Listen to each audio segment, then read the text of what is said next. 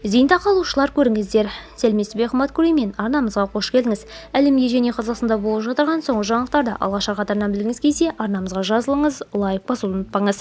Ақтөбелік зейнеткердің бүкіл зейнетақысы салық қарызын өтеу үшін ұсталған.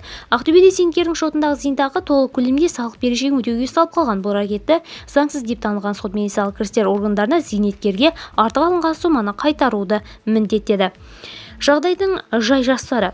Сот материалдарына сәйкес ер азамат 2002 жылдың жеке кәсіппен айналысып келген. 2024 жылы зейнеткерлікке шығып, мемлекеттен берілетін зейнетақыны Қазпоштадағы шотына ала бастаған. Алайда кәсіпкердің салық органдарына 1.288.353 теңге берешек анықталғаннан кейін мемлекеттік кірістер органдары оның есеп шотындағы шығыс операцияларын тоқтатып, сол қарызды толық көлемде зейнетақысының бүкіл сомасынан өндіріп алған. Заң бойынша азаматтың зейнетақысының ең көбі 50% ғана ұсталу керек. Сондықтан зейнеткерлер бастапқыда мемлекеттік кірістер органдарына артық ұсталған соманың жартысын қайтаруды сұрап өтініш түсірген. Алайда өтініші қанағаттандырылмаған соң ол сотқа жүгінуге мәжбүр болған. Сот зейнеткердің конституциялық құқығы бұзылғанын атап өтіп, бұл жағдайды заңға қайшы деп бағалады. Видеомыз кеңінен таралу үшін лайк басып жақындарыңызға таратуды ұмытпаңыз. Бізді бақылауда жалғастырыңыз.